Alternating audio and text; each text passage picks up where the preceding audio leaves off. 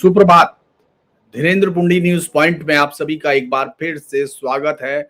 और हम रोज की तरह सुबह जो खबर लाते हैं, अमूमन उसमें एक उत्साह होता है, जीत की गुंजाइश होती है। आज एक ऐसी खबर है जो आपको भी चौंका सकती है और उन तमाम लोगों को भी जिनको केरल में जो रोज रोज बदलाव हो रहे हैं उन पे जो दिलचस्पी रखते हैं। उससे पहले मैं आपको एक गजलकार दुष्यंत की कुछ लाइनें कह दूं, उसके बाद हम इस खबर को शुरू करेंगे जो यकीनन आपको खुश कर सकती है। यह जो सहतीर है, पलकों पे उठा लो यारो, अब कोई ऐसा तरीका भी निकालो यारो, कैसे आकाश में सुराख नहीं हो सकता, कैसे आकाश में सुराख नहीं हो सकता, एक पत्थर तो तबीयत से उछालो यारो। केरल की राजनीति में अब तक आपने एक ऐसे वामपंथ को देखा था जो पग पग पग पर हिंदुओं को अपमानित करता था, सनातन के अपमान से जिसकी राजनीति होती थी और हिंदू वोटों से चुना जाता था। एलडीएफ की कोई बात ही छोड़ दीजिए, लेकिन वहां क्या हो रहा है? वहां कुंभ मनाया जा रहा है। कुंभ, वो भी 259 साल बाद ऐसा संयोग हुआ है। 259 साल पहले ऐसा क्या हुआ था ये आपको अखबार में नहीं दिखेगा। दरअसल ये एक खबर अखबार में आई थी, लेकिन उसने ये नहीं बताया कि ये हुआ क्या था, बंद क्यों हुआ था। उसने ये जरूर बताया कि साहब अब शुरू हो गया।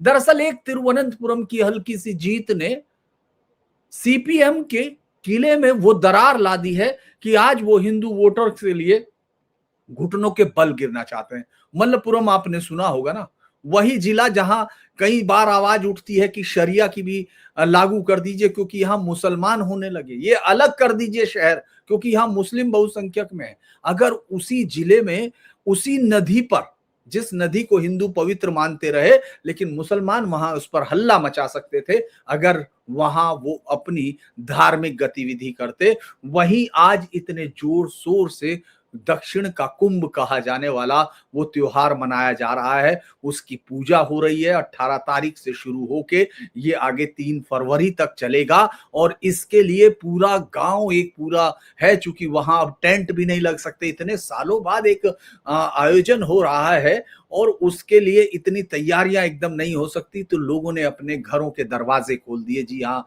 1500 घरों के उस छोटे से गांव में उन तमाम लोगों ने यह किया है कि वो मेहमानों का स्वागत करके रोज रंगोली बना रहे हैं ताकि वहां दक्षिण की वो महान परंपरा जारी रह सके जिसने सनातन को इतने झंझावातों में बनाए रखा। और हैदर अली वो दुश्मन था जिसकी जीत के बाद ये बंद हुआ था। एक बहुत ही अद्भुत कहानी है वापसी की। जो जो लोग ये कहते हैं कि कुछ बदल नहीं सकता, उनके लिए ये केरल की कहानी तो जैसे एकदम सर के बल खड़ा हो जाने वाली है। आज इसी पर शुरू करते हैं। मैं पहले तो वो खबर तो मैं आपको बता सकता हूं कि वो खबर जो अखबार में आई थी लोगों ने देखा, लेकिन खबर तो उससे कहीं और है जो अखबार वाले ने शुरू की। लेकिन उसने बताया कि केरल में मल्लपुरम जिले का महज 37,000 की आबादी वाला एक छोटा सा कस्बा है तिरुवनाया। यहाँ तिरुवनाया जैसे जगह भगवान राज्य के प्राचीन भगवान नव मुकुंद मंदिर और वहां हर 12 साल में होने वाले मामंकम उत्सव के लिए विख्यात है। लेकिन इस बार 18 फरवरी से दक्षिण भारत का पहला कुंभ होने जा रहा है। यह दक्षिण की गंगा कही जाने वाली नीला नदी के तट पर है। 3 फरवरी तक चलेगा। यह महामाघ उत्सव का बड़ा रूप है और जूना अखाड़ा केरल की भारतीय धर्म प्रचार सभा इसके आयोजक है। हाल ही में अप्रैल मई में विधानसभा चुनाव होने वाले हैं। ऐसे में हिंदुओं का इतना बड़ा जमावड़ा दक्षिण भारत की राजनीति में चर्चा का विषय होता है।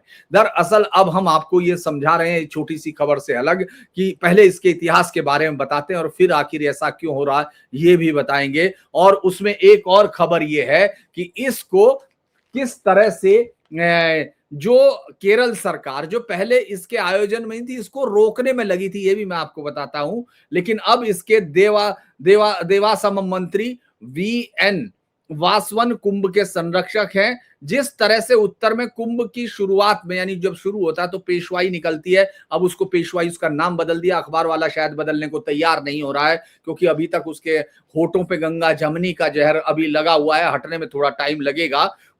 उसके ठीक वैसे ही इस कुंभ में रथ यात्रा निकलेगी, इसकी शुरुआत तमिलनाडु से होगी जो 22 जनवरी को तिरुवनाया पहुंचेगी। 5,000 से ज्यादा वॉलेंटियर हैं, 12,000 भक्त अन्न प्रसादम की व्यवस्था संभाल रहे हैं। दरअसल ये जो कहानी है ये उत्तर भारतीय मेला नहीं, मामंकम या इसको महामखम का पुनरुद्धार कहा जा रहा है, यानी जो उस त्योहार का नाम है जो 12वीं शताब्दी से शुरू होता है, जिसका रिकॉर्ड आपको 12वीं शताब्दी से मिलता है और 1759 तक हर 12 साल में भारत पूजा या नीला नदी के किनारे होता है। ये हिंदू तीर्थयात्रा सांस्कृतिक उत्सव था जहां लाखों लोग स्नान करते थे।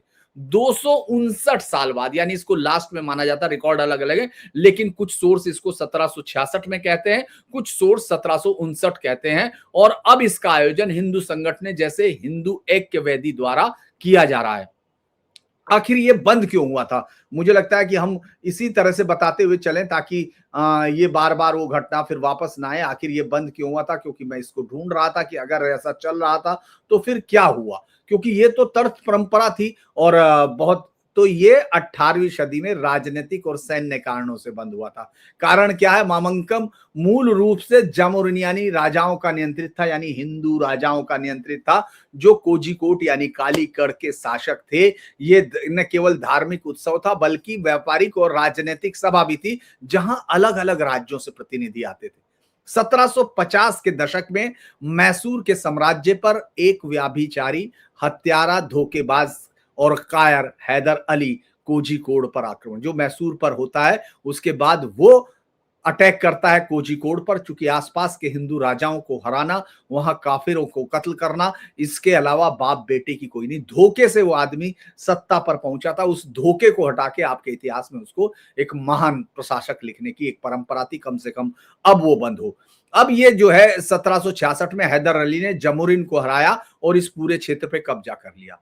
और चूंकि उसका कब्जा हो गया, जमुरिन की सत्ता कमजोर हो गई, तो मामंकम का आयोजन असंभव हो गया। ये बात बार बार इतिहास से आती है कि डेमोग्राफी इज डेस्टिनी, ये लगातार कहा जाता है और आप जितनी बार सुन लें अर्थ तो वही रहता है, लेकिन आपके यहाँ सेकुलर और तमाम लोगों के, हिंदुओं को लगता है कि एक ही प्रयोग को एक ही तरीके से बार बार करो, रिजल्ट कुछ अलग निकलेगा। इसको इतिहास में पागलपन कहते हैं।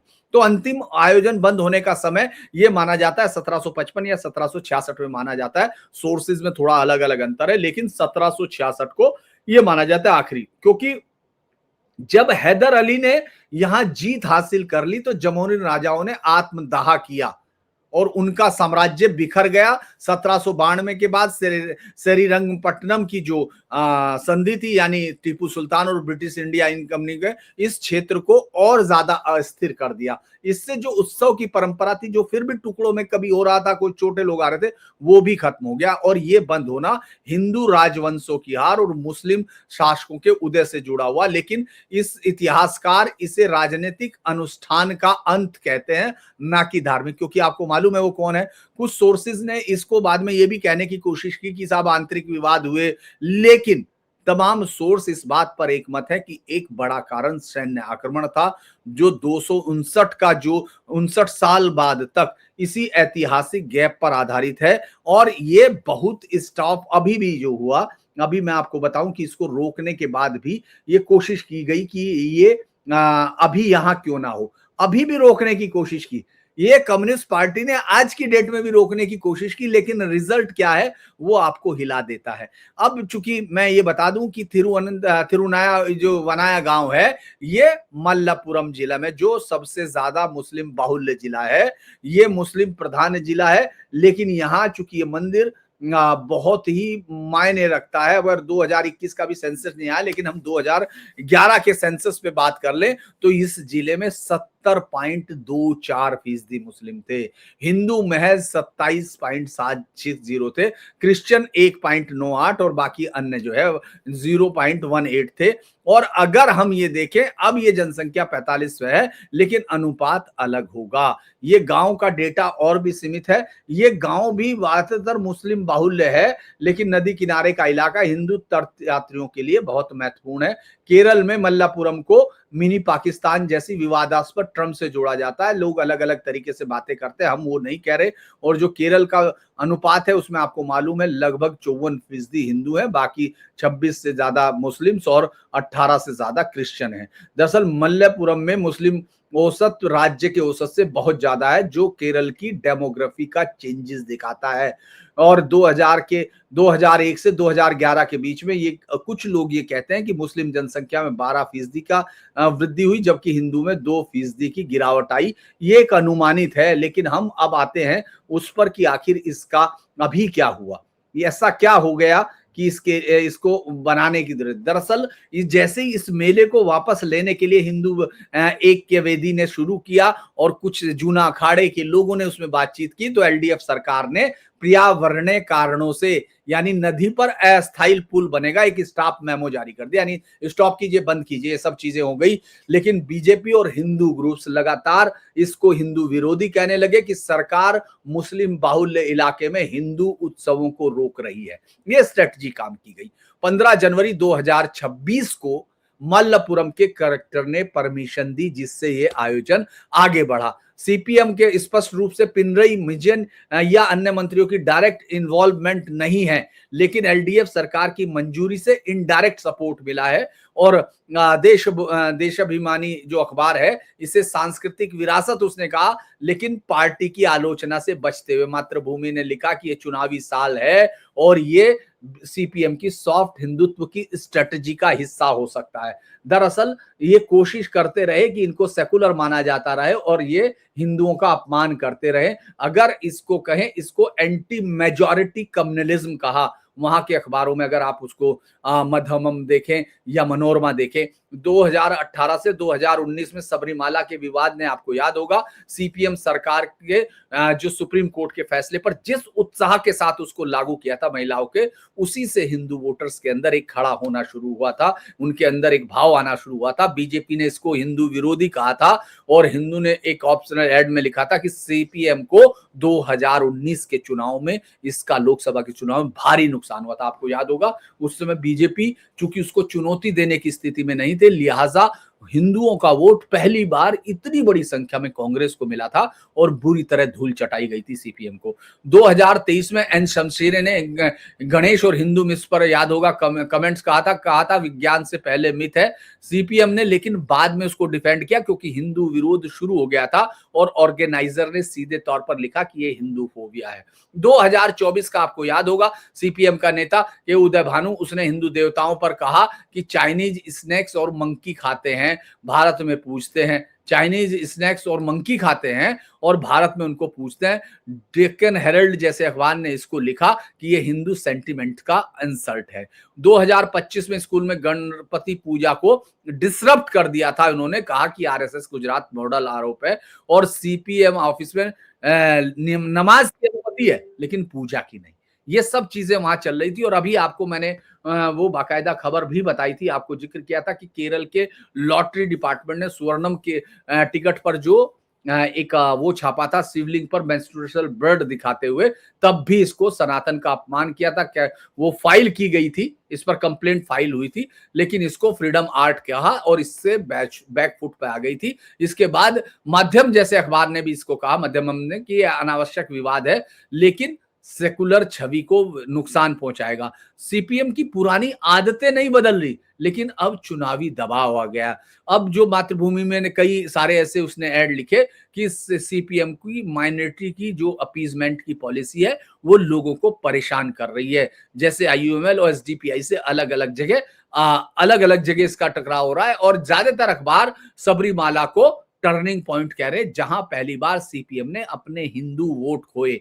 और चूंकि देशाभिमानी ने ये दिखाया कि साहब ये एंटी कम्युनल है, लेकिन हिंदू आउटरीच पर वो साइलेंट है। मध्यम में मुस्लिम पर्सपेक्टिव से आलोचना हो रही है सीपीएम की। कुल मिला के अगर आप वहां के अखबारों को देखोगे तो 50 से ज्यादा ऐसे लेख हैं जो ये बताते हैं कि सीपीएम एक तरफ तो हिंदुओं के अपमानित कर रही है तो उनसे जा रही है, दूसरी तरफ मुस्लिम्स वोट उसको ये कह रहे हैं कि साहब ये हिंदुओं के साथ आउटरीच कर रही है सॉफ्ट, यानी इधर भी खाई होगी उधर कुआं हो गया। और इसका कारण क्या है, क्यों ऐसा हो रहा है, ये सबसे बड़ा सवाल है।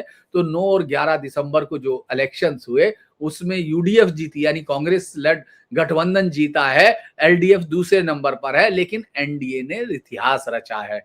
तिरुवनंतपुरम जीता ही है। अगर आप वोट शेयर देखेंगे, भले ही वो वोट शेयर आपको कम दिख रहा हो, क्योंकि कांग्रेस 29 पॉइंट एक साथ है और सीपीएम 27 पॉइंट है, तो बीजेपी 14.76 के साथ है। यानी कोई ऐसा नहीं है, दुगने पे नहीं है जो पहले कई गुने पर विरोध हुआ करता था। और सीपीएम का गिरा है, कम हुआ है, ड्रॉप हुआ है। एलडीएफ ने गेन किया, लेकिन बीजेपी की इस हासिल को हिस्टोरिक वहां के सारे अखबारों ने लिखा था कि हिंदू वोट्स बीजेपी की तरफ शिफ्ट हो रहे हैं, मुस्लिम सीपीएम की तरफ से थे। और जो एनालिसिस है अलग अलग, सीपीएम की हिंदू आउटरीच मुस्लिम्स को अलग कर रही है, लेकिन हिंदू वोट बीजेपी को जा रही है, ये अलग बात है। तो बहुत सारे में हमने देखा कि हिंदू बीजेपी यूथ और वो तमाम चीजें यहां असर डाल रही है। काउंटर करंट में लिखा कि सीपीएम दलित पोलरिटेरिएट वोट खो रही है, एलडीएफ वोट बीजेपी को ट्रांसफर हो रहे हैं। कोल्लम और कोझिकोड में देखने को मिला, बीजेपी ने अपना शेयर ड्रॉप माना, लेकिन हिंदू शिफ्ट को पॉजिटिव देखा। ये इलेक्शन पहली बार सीपीएम को एहसास दिला रहा था कि हिंदू वोट बैंक को अब इग्नोर नहीं किया जा सकता, क्योंकि अगले महीने या उससे अगले महीने जो चुनाव होने वाले हैं वो जो है उसके लिए बहुत बड़ा दिक्कत पैदा कर सकती है। और अब उन्होंने क्या शुरू किया, जो अब संकेत दिख रहे हैं कि साहब उन्होंने हिंदू आउटरीच कर इस हिंदू विरोधी टैग को धोने की कोशिश की। ये रिकैलिब्रेशन के नाम से इंडियन एक्सप्रेस ने एक आर्टिकल भी लिखा था जिसमें सबरीमाला पर सॉफ्ट स्टैंड था। ग्लोबल अयप्पा संगमम में मंत्री ने योगी आदित्यनाथ का मैसेज पढ़ा, ये बहुत रेयर होता है। और ओनम मनोरमा ने सीएम विजन की कांग्रेस पर कम्युनल अटैक को सेकुलर स्पेस रिक्लेम कहा, ये बहुत रेयर ऐसा हो रहा है। तो अगर आप वो देखेंगे, लेकिन लॉटरी इंसिडेंट से तो ये जरूर सवाल आया कि क्या ये असली बदलाव है। लेकिन ये लोग कह रहे हैं कि सीपीएम हिपोक्रेटिक है, नमाज सीपीएम में होती है दफ्तर में, लेकिन पूजा नहीं हो सकती। एंटी लेफ्ट फोर्सेस से चेतावनी दी है सीपीएम को। तो मलयाली मीडिया या सबको अगर आप देखते हैं तो लोग, मलयाली मनोरमा ने ये कहा है कि साहब सीपीएम की पिलग्रिम शिफ्ट की जो सराहना है, लेकिन इसको अभी मातृभूमि ने कहा कि ये कुंभ भी एक इलेक्शन स्टंट है। हाँ, ये हम कह सकते हैं कि सीपीएम को अब हिंदू वोट बैंक की ताकत दिखने लगी, क्योंकि हिंदू वोट बैंक बीजेपी की ओर शिफ्ट हो रहा है। मुस्लिम वोट कुछ सीपीएम की तरफ जा रहा, लेकिन सीपीएम ये कोशिश कर रही है, क्योंकि उसका जो ताकत है, कोर है, वो हिंदू वोट बैंक है। इसीलिए उसको जो डेमोग्राफी है, सीपीएम को हिंदू क्रिश्चियन अलायंस की जरूरत महसूस कर रहे हैं। लेकिन ये चुनावी टैक्टिक्स कहकर उसके नेता अलग अलग अखबारों में इंटरव्यू दे रहे हैं। उत्तर भारतीयों को पॉलिटिक्स में इसमें रुचि है, तो सबको ये मालूम है कि साहब आखिर हो क्या रहा है। तो मैं आपको ये बता रहा हूं, ये एक ऐसा इशू है बहुत दिनों बाद, जब आप ये देख सकते हैं कि सीपीएम अब मजबूर है। उसका कारण भी आपको मालूम है, एक और, कि किस तरह से पिछले 2 चुनाव को हम लोग देख लेते हैं। केरल में 55% हिंदू वोट है और सियासत इन्हीं के इर्द गिर्द घूमती है अगर ये इकट्ठे हो जाते हैं। केरल में ये प्रचारित उत्सव को धार्मिक नहीं बल्कि राजनीतिक रूप से बेहद अहम माना जा रहा है। ये इसमें हिंदू मतलब कुल आबादी 3 करोड़ 50 लाख है, इसमें हिंदू वोटर 1 करोड़ 80 लाख से ज्यादा है। इस वक्त राज्य की वाम सरकार, कांग्रेस नीति, मुख्य विपक्षी दल और भाजपा तीनों का फोकस हिंदुओं पे है, क्योंकि यही वोटर इस बार से खेल बना और बिगाड़ रहा है, ऐसा लोग मान रहे हैं। 2021 के विधानसभा चुनाव में एलडीएफ को कुल 45% वोट मिले थे और सबसे ज्यादा वोट एझावा यानी हिंदू कम्युनिटी के थे और दलित वर्ग के थे। यूडीएफ को 38% वोट मिले थे, सबसे बड़ा हिस्सा नायर और ओबीसी का था उसके वोटर्स में, और साथ में दलित और वो। तीसरे नंबर पे बीजेपी थी जिसे 12% वोट मिले थे। इनमें ब्राह्मण, नायर, एझावा तीनों का लगभग बराबर वोट था। लेकिन 2024 के जो लोकसभा के आंकड़े आए थे उनमें एलडीएफ का वोट बैंक गिर के कितना रह गया, 33.6% रह गया। यूडीएफ का कितना हो गया, 45% हो गया, और भाजपा एनडीए का 19.4 हो गया।